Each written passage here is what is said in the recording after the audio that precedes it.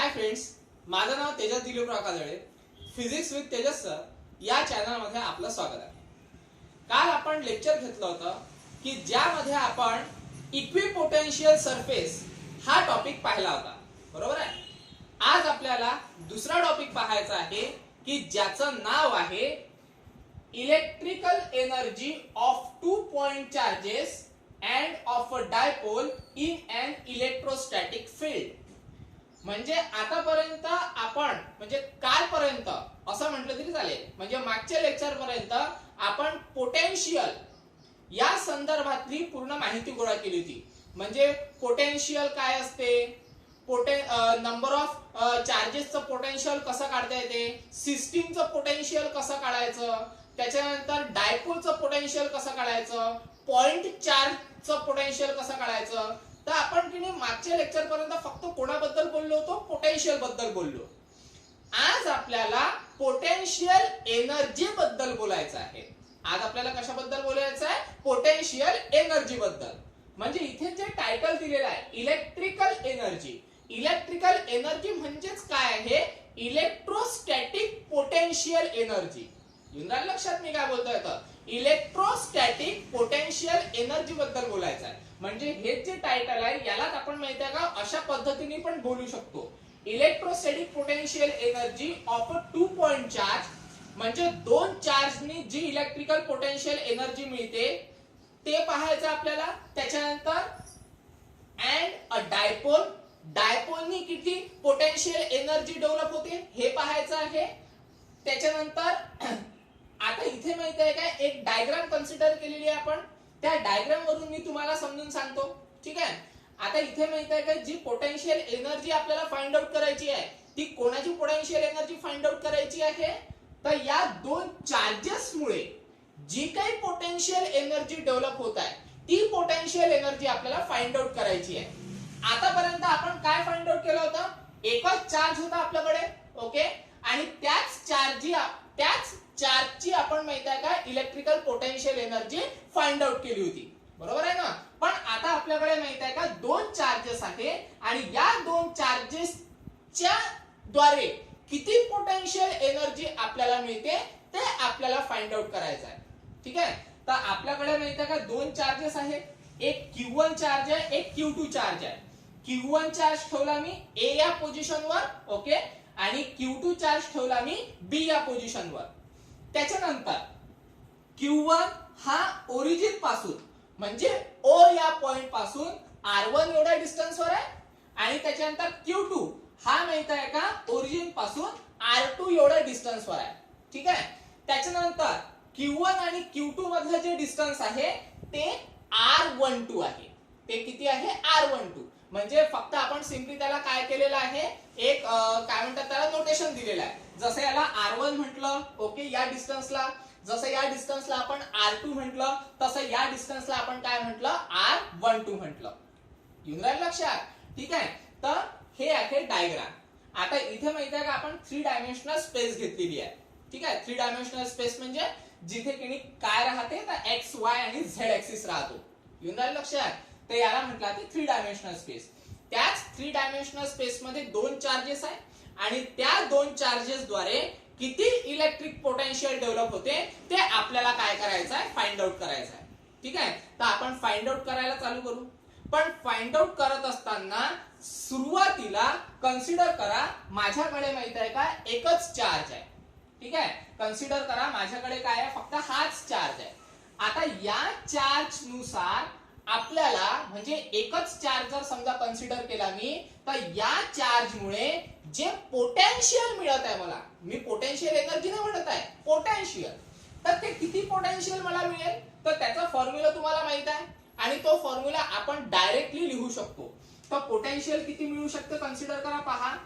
V1 is equal to, okay, फक्त एकच charge consider करा म्हणजे की नाही त्याचा तर फॉर्म्युला जो आहे तो फॉर्म्युला कन्सिडर करू आपण. 1/4πε0 हा फॉर्म्युला असतो इंटू Q/R1, ठीक आहे, किंवा Q/R कन्सिडर करू.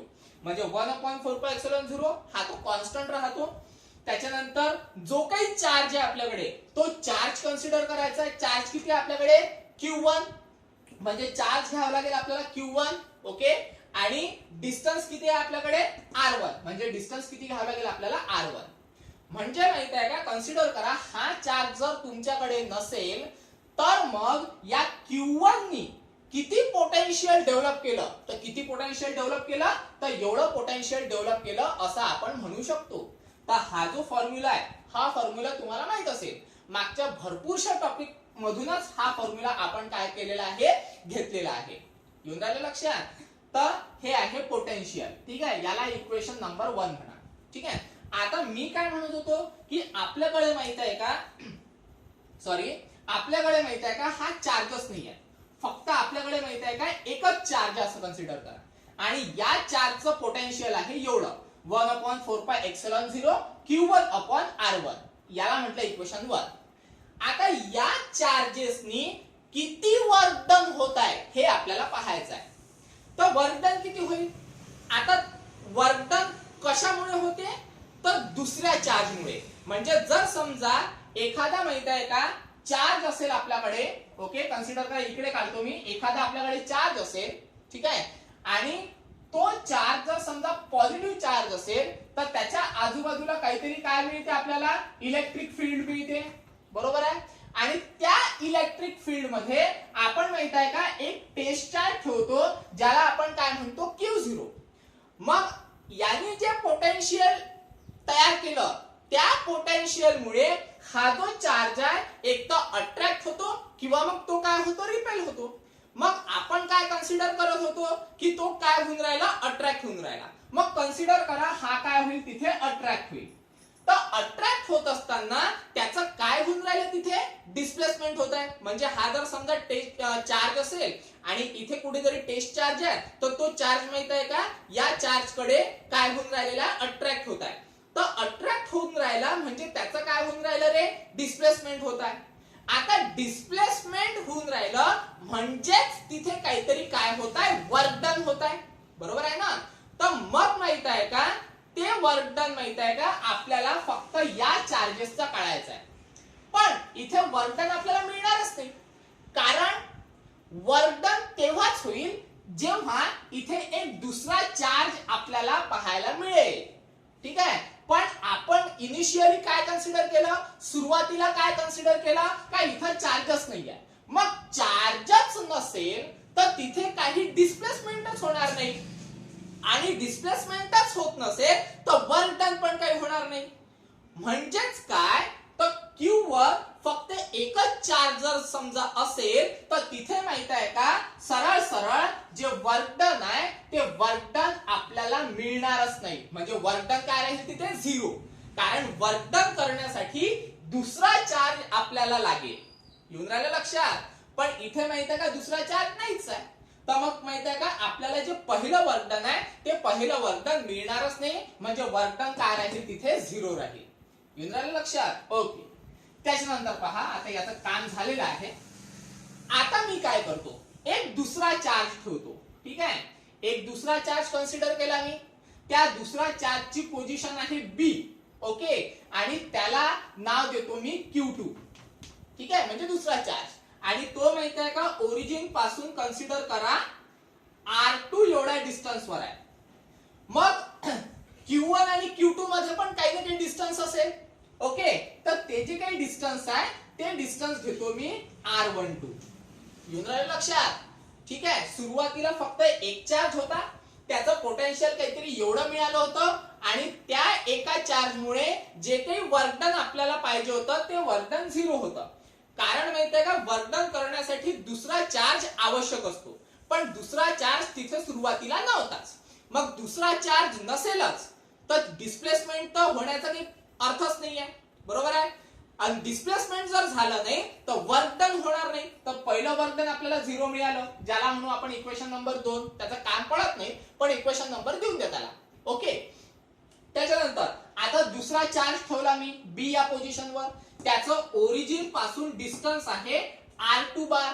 ओके, आणि त्याच्यानंतर Q1 आणि Q2 मधलं जे डिस्टन्स तयार होईल ते घेऊ आपण R12. येऊन राहिलं लक्षात.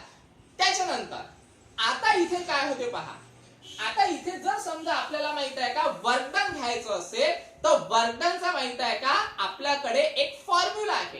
काय फॉर्म्युला आहे वर्क डनचा? तर वर्क डनचा डायरेक्ट फॉर्म्युला सांगतो, तुमच्या लक्षात येऊनच जाईल. मागचे काही जर समजा व्हिडिओ पाहिले असेल तुम्ही तर तुमच्या ते एकदम लक्षात येऊन जाईल. ओके, तर काय असतो वर्क डनचा फॉर्म्युला? तर वर्क डनचा फॉर्म्युला इथे मी फोर्स इनटू डिस्प्लेसमेंट घेणार नाही. इथे मला दुसरा फॉर्म्युला अप्लाय करायचा आहे. कोणता फॉर्म्युला राहील तो? तर त्या फॉर्म्युलाचं नाव आहे पोटेन्शियल. ओके, आता पोटेन्शियल कोणामुळे पोटेन्शियल राहील? तर या Q1 चार्ज मुळे. ओके, कारण Q1 चार्जच आपल्याला काय देऊन राहिला? काहीतरी पोटेन्शियल देऊन राहिला. तर Q1 चार्ज मुळे पोटेन्शियल राहील. पोटेन्शियल कोणामुळे? Due to Q1. Okay, Q1 मुळे काहीतरी पोटेन्शियल राहील आणि त्यालाच माहित आहे का मल्टिप्लाय करा. कशाने मल्टिप्लाय करायचं आहे? तर या Q2 नी. कशाने मल्टिप्लाय करायचं आहे? तर या Q2 नी. चला ठीक आहे, मग एक Q2 घेऊन घ्या. ठीक आहे, तर हा आहे वर्क डनचा फॉर्म्युला. जर मागचे काही लेक्चर्स पाहिले असतील तुम्ही तर तुमच्या ते लक्षात येईल. ठीक आहे, आणि जर समजा नसेल आलं लक्षात तर मला पर्सनली विचारा, मी तुम्हाला ते सांगून देईल. ओके, आता मागचं काही रिपीट करत नाही मी. ठीक आहे, तर हा फॉर्म्युला लक्षात ठेवायचा. पोटेन्शियल कोणामुळे पोटेन्शियल? तर Q1 मुळे. आणि ते कोणावर अप्लाय होऊन राहिलेलं आहे? ते पोटेन्शियल कोणावर अप्लाय होईल? तर Q2 वर अप्लाय होईल. म्हणून मग मी मल्टिप्लायला काय ठेवलं? Q2 ठेवलं. इथपर्यंत आलं लक्षात? ओके, त्याच्यानंतर काय होते पहा, W ऍज इट इज म्हणजे वर्क डन. ठीक आहे, त्याच्यानंतर पोटेन्शियल. आता पोटेन्शियलचा फॉर्म्युला तर माहित आहे, भरपूरदा घेतला. ह्या इथे घेतला आपण. घ्या पोटेन्शियलचा फॉर्म्युला. काय असतो तो? पोटेन्शियलचा फॉर्म्युला असतो 1/4 पाय एप्सिलॉन 0. ठीक आहे, त्याच्यानंतर चार्ज राहतो काहीतरी आणि काहीतरी डिस्टन्स राहते. आता इथे माहितीये का चार्ज किती आहे? तर चार्ज आहे Q1. म्हणून मग मी माहित आहे का चार्ज काय घेणार? Q1 घेणार. पण या Q1 आणि Q2 चं डिस्टन्स किती आहे? तर डिस्टन्स आहे R12. म्हणून मग मी माहित आहे का R च्या ठिकाणी काय घेणार? R12 घेणार. येऊन राहिलं लक्षात? हा, जर समजा डायग्राम दिसत नसेल तर स्क्रीनशॉट काढून झूम करून पाहण्याचा प्रयत्न करा. ओके, तर हे मिळालं आपल्याला पोटेन्शियल. आणि त्यालाच माहित आहे का कशाने मल्टिप्लाय करायचं आहे? तर Q2 नी काय करायचं आहे? मल्टिप्लाय करायचं आहे. ठीक आहे, त्याच्यानंतर याला फक्त अरेंज करा. अरेंज म्हणजे काय करायचं आहे? सरळ सरळ याला म्हणू आपण W म्हणजे work done is equal to 1/4 pi epsilon 0. ठीक आहे, Q1 into Q2 upon R12. ठीक आहे, तर हे वर्क डन मिळालं आपल्याला. तर हे जे वर्क डन आहे या वर्क डनला म्हणतो मी दुसरं वर्क डन. कारण पहिले वर्क डन तर मिळालंच नाही आपल्याला. ओके, मग आपल्याला मिळालं दुसरं वर्क डन. ठीक आहे, तर याला माहित आहे का मी काहीतरी इक्वेशन नंबर देऊन देतो. आता इक्वेशन नंबर कोणता पाहून घेऊ आपण. पहिलं दिलं हे इक्वेशन नंबर 2 होतं, तर याला म्हणू इक्वेशन नंबर 3. ठीक आहे, आता इथे माहित आहे का जे वर्क डन असते तेच वर्क डन आपण पोटेन्शियल एनर्जीच्या फॉर्म मध्ये स्टोअर करून ठेवू शकतो. कारण पोटेन्शियल एनर्जीची डेफिनेशनच ती आहे. जेव्हा आपण पोटेन्शियल एनर्जीचा कन्सेप्ट पाहिला होता तेव्हा तुम्हाला डेफिनेशन पण सांगितली होती. काय होती रे ती डेफिनेशन? वर्क डन हे आपण पोटेन्शियल एनर्जीच्या फॉर्म मध्ये स्टोअर करून ठेवू शकतो. म्हणजेच काय, तर आपण माहित आहे का वर्क डनला पोटेन्शियल एनर्जी म्हणू शकतो. मग वर्क डन किती आला आपल्याकडे? वर्क डन आली ही क्वांटिटी म्हणजे 1/4 pi epsilon 0 Q1 Q2 upon R12. इथपर्यंत आलं लक्षात? म्हणजेच काय, तर हे जे काही इक्वेशन येणार याच इक्वेशनला आपण काय म्हणू? तर पोटेन्शियल एनर्जी म्हणू. ठीक आहे, आता इथे माहित आहे का जी पोटेन्शियल एनर्जी मिळाली आपल्याला ती कोणामुळे पोटेन्शियल एनर्जी मिळाली? तर ती पोटेन्शियल मिळाली या दोन चार्जेस मुळे. ठीक आहे, म्हणजे या स्पेस मध्ये जी काही पोटेन्शियल राहील ती पोटेन्शियल कोणामुळे राहील? तर या दोन चार्जेस मुळे ती पोटेन्शियल राहील. ठीक आहे, या दोन चार्जेसच्या माध्यमात ती पोटेन्शियल एनर्जी आपल्याला मिळणार आहे. ठीक आहे, तर हे मिळालं आपल्याला electrical energy of 2 point charges and of dipole in an electrostatic field याचा पहिला भाग म्हणजे ज्याला आपण काय म्हणू ए भाग म्हणू. आता आपल्याला बी पाहायचा आहे. म्हणजे आपण फक्त आता माहिती आहे का पोटेन्शियल एनर्जी जी आहे ती पोटेन्शियल एनर्जी फक्त दोन चार्जेस मुळे कशी एनर्जी डेव्हलप झाली ते पाहिलं. आता जर समजा दोन चार्जेसच्या जागेवर नंबर ऑफ चार्जेस असतील आणि त्या नंबर ऑफ चार्जेस मुळे जर समजा आपल्याला पोटेन्शियल पाहायचं असेल किती मिळत आहे, पोटेन्शियल एनर्जी किती डेव्हलप होऊन राहिली नंबर ऑफ चार्जेस मुळे, तर ते आपल्याला काय करायचं आहे फाइंड आउट करायचं आहे. तर कसं करायचं फाइंड आउट पाहून घेऊ आता कसं करायचं. तर ठीक आहे पहा आता हे सगळं मोडून घेतो मी. ठीक आहे नोट डाऊन करून घ्यायचं बुक मध्ये, नोट्स देणारच आहे मी. ओके ठीक आहे याचं काम झालं आता. ठीक आहे फक्त माहिती आहे का पोटेन्शियल एनर्जीचा जो फॉर्म्युला तो लक्षात ठेवायचा. काय आला होता पोटेन्शियल एनर्जीचा फॉर्म्युला इकडे लिहितो. Okay this U is equal to 1/4 pi epsilon 0 Q1 Q2 upon R12. ठीक आहे फक्त लक्षात राहायसाठी. ओके हा त्याच्यानंतर आता काय करायचं आपल्याला पोटेन्शियल एनर्जी काढायची आहे कशासाठी नंबर ऑफ पार्टिकल साठी. तर त्याच्यात माहिती आहे का दोन पार्टिकलनी पोटेन्शियल एनर्जी आपल्याला मिळाली. आता तिसरा पॉइंट टाकतो मी. ठीक आहे तर या तिसरा पॉइंट जेव्हा मी टाकणार तिसरा चार्ज जेव्हा मी टाकणार त्यावेळेस पोटेन्शियल एनर्जी किती राहते ते काढून घेऊ. एकदम इझी आहे कसं काढायचं पहा. आता कन्सिडर करा. ठीक आहे याला थोडंसं मी माहिती आहे का व्यवस्थित करतो म्हणजे तुमच्या ते लक्षात येईल, अदरवाईज ते लक्षात येणार नाही तुमच्या. ठीक आहे इथे काहीतरी माहिती आहे का आपला जो चार्ज होता तो Q1 होता ए या पोझिशनला. ठीक आहे इथे जो चार्ज होता आपला तो चार्ज काहीतरी Q2 होता बी या पोझिशनला आणि याच्या मधातलं जे डिस्टन्स होतं ते किती होतं R12.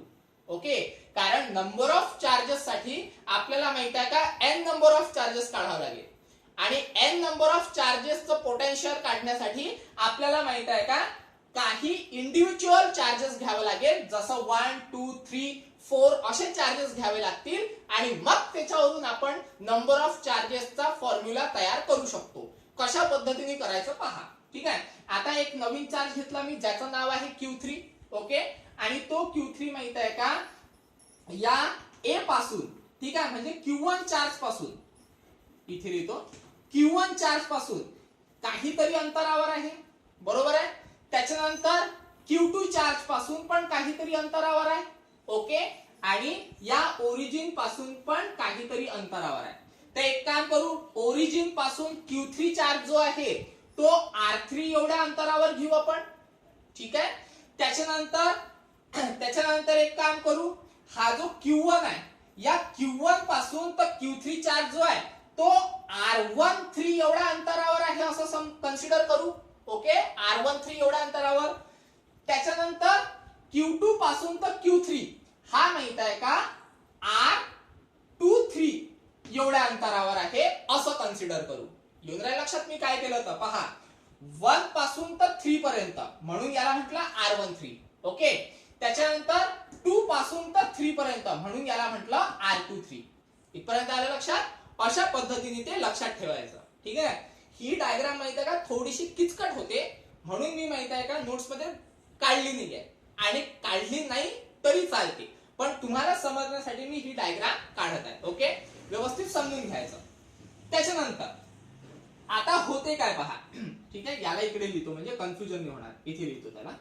ओके आता काय होते पहा आपल्याला काय काढायचं सगळ्यात पहिले आपण वर्क डन काढू आणि नंतर मग पोटेन्शियल एनर्जी काढू. आता वर्क डन पहा वर्क डन कितवं काढावं लागेल आपल्याला तिसरं कारण पहिलं वर्क डन मिळालंच नाही. दुसरं वर्क डन माहित आहे का अशा फॉर्म मध्ये मिळालं होतं आपल्याला. आता तिसरं वर्क डन काढू. वर्क डनचा फॉर्म्युला तोच घ्यायचा पोटेन्शियल इनटू काहीतरी चार्ज. मग आता की नाही पोटेन्शियल घेतो मी.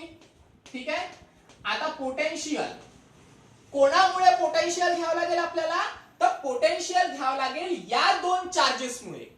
आता या दोन चार्जेस मुळे पोटेन्शियल घ्यावं लागेल आणि ते पोटेन्शियल कोणावर अप्लाय होईल तर या Q3 वर अप्लाय होईल.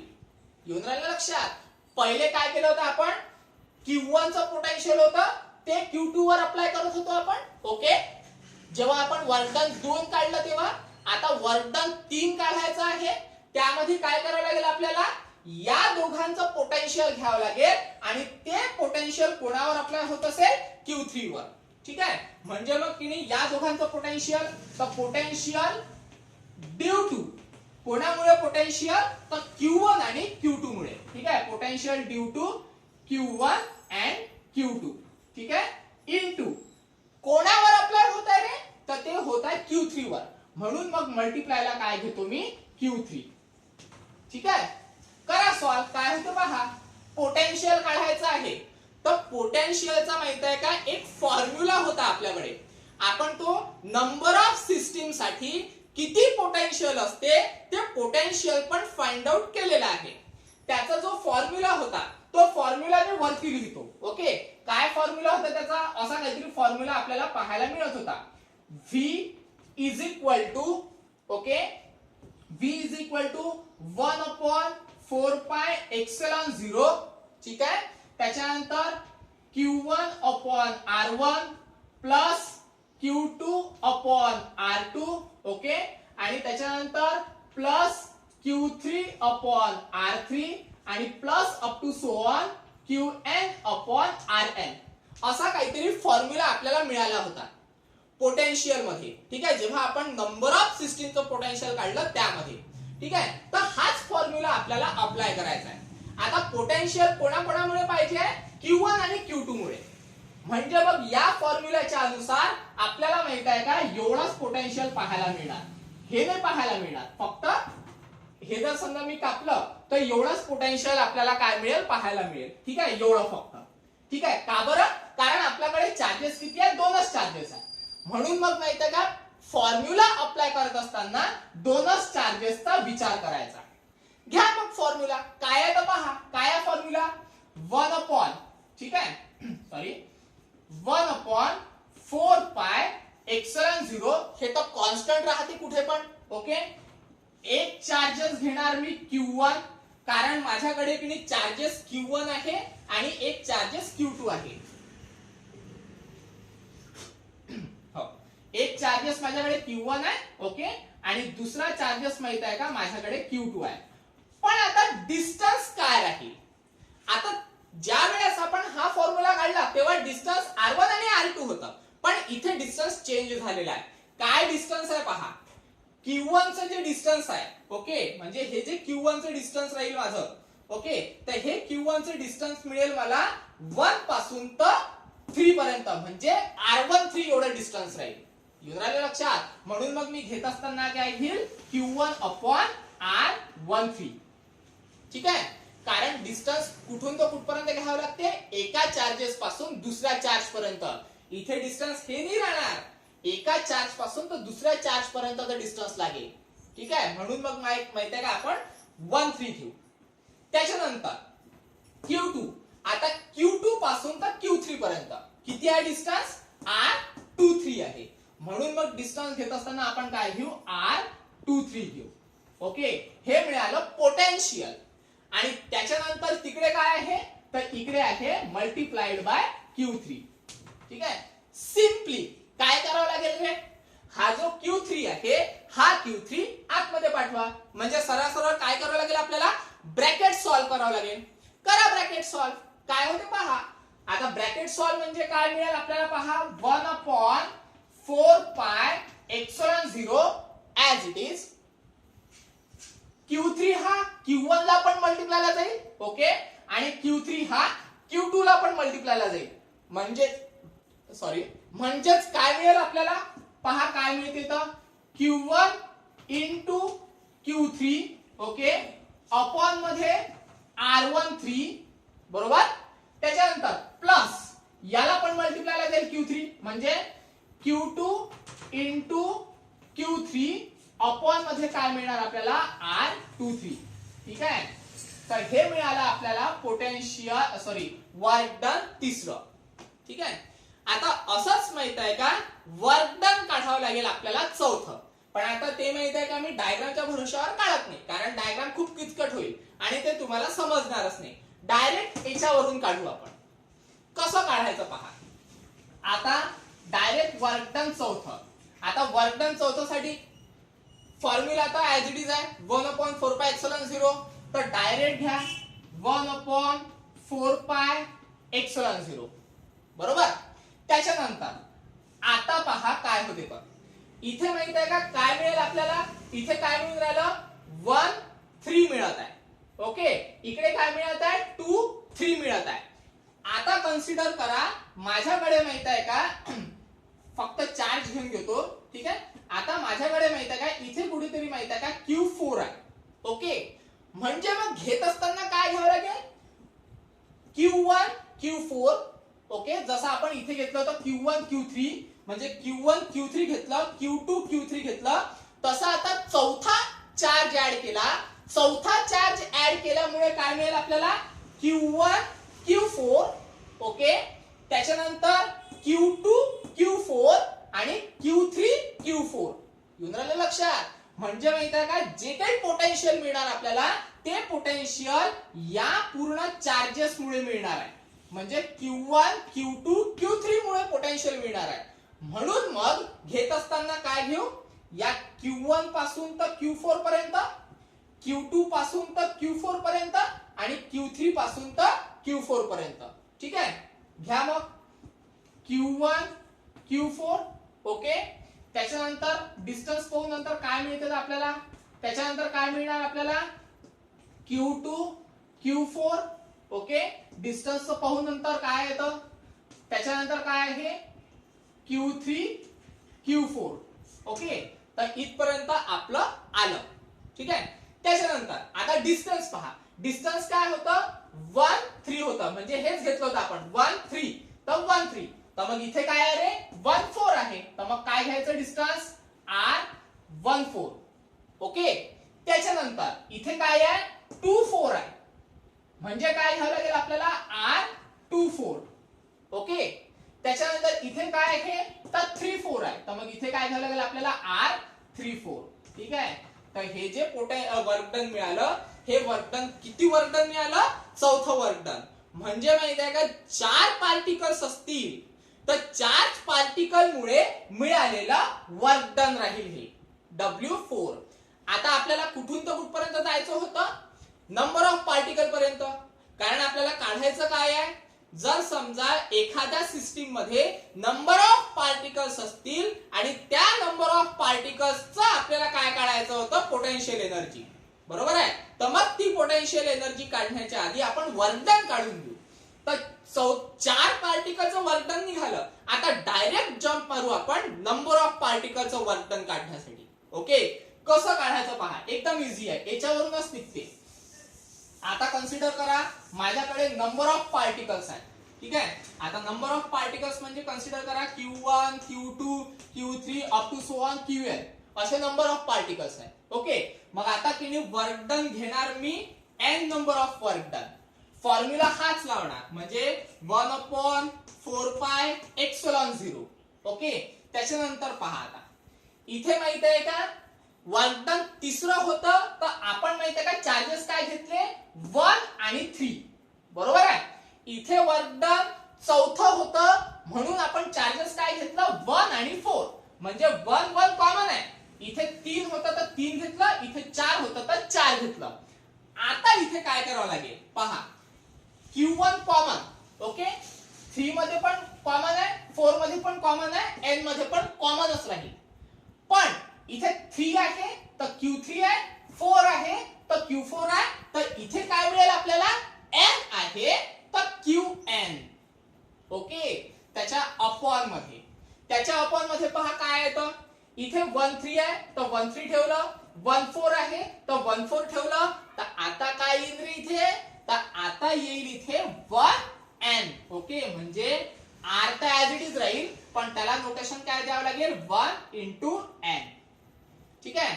तसंच माहित आहे का प्लस तसंच माहिती आहे इथे. आता Q1 झाला Q2 घ्या पण 3 ऍज इट इज आहे. म्हणजे काय मिळेल आपल्याला Q1 झाला तर Q2 घ्यावं लागेल. तर W3 असेल तर 3 ऍज इट इज. W4 असेल तर 4 ऍज इट इज. मग इथे काय मिळणार आपल्याला Q1 हे Q2 Qn as it is. कारण इथे काय आहे n आहे. ओके. त्याच्यानंतर अपॉन मध्ये काय मिळणार आपल्याला पहा, इथे 24 आहे तर इथे काय मिळालं R24. तर मग आता इथे तसंच 2n आहे तर काय मिळेल आपल्याला R2n. ठीक आहे, किंवा असं करा 2 into n. ओके, त्याच्यानंतर plus up to so on किंवा एक घेऊन घेऊ अजून म्हणजे तुमच्या लक्षात येईल. आता काय होते पहा, इथे काय आहे Q3 Q4. ओके, म्हणजे काय केलं आपण Q1 Q2 Q3, तसंच मग Q1 Q2 हा Q3. ओके, त्याच्यानंतर दुसरा चार्ज पहा काय आहे Q4 Q4 Q4. Q4 का बरं, कारण वर्क डन चौथा आहे. ओके, म्हणून मग माहित आहे का इथे माहित आहे का आपल्याला काय घ्यावं लागेल Qn का बरं, कारण work done nth work done आहे. ओके, तर हे मिळालं आपल्याला Qn. अपॉन मध्ये इथे 1n होतं तर 1n घेतलं, 2n होतं तर 2n घेतलं, तर इथे काय आहे 3n आहे तर 3 into n घ्यावं लागेल. आलं लक्षात? झालं. आता एक काम करा, plus up to so on करा. आता कुठपर्यंत जायचं आपल्याला n पर्यंत. तर आता पहा इथे होऊन काय राहिलं, आता माहित आहे का Q1 Q2 Q3 up to so on कुठपर्यंत घ्यावं लागेल आपल्याला, तर हे up to so on n-1 पर्यंत घ्यावं लागेल. आता तुम्ही म्हणाल सर n-1 पर्यंत का बरं, त्याचं कारण पहा काय आहे. पहा शेवटची टर्म पहा, याची शेवटची टर्म पहा, कशाची, वर्क डन 4 ची ही शेवटची टर्म आहे. आता व्यवस्थित लक्ष द्या, इथे 3 आहे. ओके, आणि इथे किती आहे 4. म्हणजेच काय, सरळ सरळ आपण काय करत आहे 4 मधून 3 गायब करतो आहे. बरोबर आहे ना, म्हणजे काय येऊन राहिलं, इथे 3 आहे तर इथे 4 आहे. म्हणजे काय केलं आपण, जर समजा या ठिकाणी 4 मधून 1 काढला तर 3 मिळेल आपल्याला. बरोबर आहे ना, या ठिकाणी जर समजा आपण काय केलं 4-1 केला तर काय मिळेल 3. तसाच मग माहित आहे का इथे करतोय, कारण Qn तर कॉन्स्टंटच राहणार आहे. ओके, Qn कॉन्स्टंट, पण मग माहित आहे का इथे काय केलं आपण n-1. जसं इथे 4 आहे तर इथे 3 आहे, तसंच मग इथे Qn आहे तर इथे काय येणार Qn-1. ओके, अपॉन मध्ये काय करावं लागेल आपल्याला पहा, अपॉन मध्ये इथे काय आहे n-1 into n. जसं इथे केलं आपण 3n. ओके, म्हणजे इथे काय मिळेल आपल्याला r into n-1 into n. आलं लक्षात? तर हे मिळालं आपल्याला nth वर्क डन. मग आता पुन्हा तीच डेफिनेशन, वर्क डन तर काढलं, मग हे जे वर्क डन आहे हे वर्क डन कशामध्ये आपण स्टोअर करून ठेवू शकतो, तर पोटेन्शियल एनर्जी मध्ये तर स्टोअर करून ठेवा. तीच आपली डेफिनेशन आहे आणि तेच आपलं फायनल आन्सर आहे. ओके, तर पोटेन्शियल एनर्जीचा नोटेशन काय असते, तर U. Okay, is equal to काय आहे रे बा 1/4πε0. ओके, त्याच्यानंतर आता हे पूर्ण टर्म आहे आपल्याकडे. ठीक आहे, किंवा मग एक काम करा, याला पहिले माहित आहे का आपण समेशन मध्ये पॅक करू आणि मग पोटेन्शियल एनर्जी मध्ये टाकू. समेशन मध्ये पॅक करू आपण. W ऍज इट इज ठेवतो मी. Okay, 1/4πε0 as it is. आता हे माहित आहे का प्लस मध्ये आहे म्हणजे ऍडिशन करत आहे.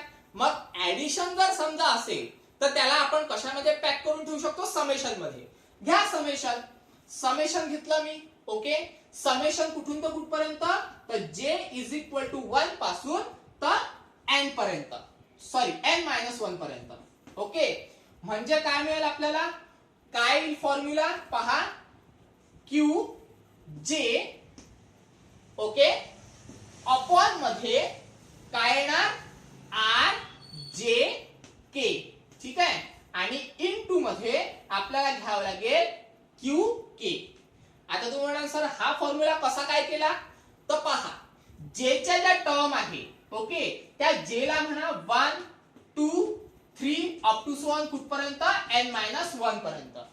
ओके, आणि त्याच्यानंतर K ला म्हणा सरळ सरळ n. तर ह्या ज्या व्हॅल्यूज आहे ह्या व्हॅल्यूज जर समजा तुम्ही यामध्ये टाकल्या तर तुम्हाला माहित आहे का ही टर्म ऑटोमॅटिक मिळते. पहा कशी मिळते, पहा टाका एक एक व्हॅल्यू टाका, ह्या टर्म्स आपल्याला पाहायला मिळतील. पहा आता Qj. ओके, J च्या जागेवर पहिले 1 टाका. ओके, तर काय मिळेल आपल्याला Q1. बरोबर, त्याच्यानंतर अपॉन मध्ये काय आहे Rj. तर Rj म्हणजे काय आहे तर 1 म्हणजे R1. हे पहा R1 मिळाली इंटू के च्या ठिकाणी काय टाकायचं आहे n, तर R1 इंटू n. ठीक आहे. त्याच्यानंतर इथे तर QNच आहे कारण QK म्हणजे काय आहे QN. येऊन राहिलं लक्षात. त्याच्यानंतर आता दुसरी टर्म टाका म्हणजे ही टाका. जर समजा 2 टाकला आपण तर काय मिळेल आपल्याला Q2. बरोबर आहे. 2 टाकलं तर J च्या जागेवर 2 टाकायचं Q2 अपॉन मध्ये काय आहे R. J च्या जागेवर काय टाकावं लागेल आपल्याला 2. बरोबर आहे. त्याच्यानंतर K च्या ठिकाणी किती आहे N म्हणजे QN. पहा ही टर्म मिळाली Q2 into QN upon R2 into. ठीक आहे. J तर टाकलं 2, K किती टाकावं लागेल N. मित्रांनो लक्षात. म्हणजे ह्या जर समजा आपण टर्म टाकल्या तर आपल्याला माहित आहे का ही टर्म किणी मिळून जाते. म्हणजे आपली ही जी कंडिशन आहे ही कंडिशन काय आहे करेक्ट आहे. ओके बस सिम्पली. आता यालाच माहित आहे का आपण अशा पद्धतीने लिहू शकतो. कसं लिहायचं पहा. एकदम in general Wn okay is equal to 1 upon 4 pi epsilon 0. ठीक आहे. समेशनला एक काम करा ऑल पार्टिकल म्हणा. ऑल पार्टिकल म्हणजे J is equal to 1 to n लिहायचं काही काम नाही आहे.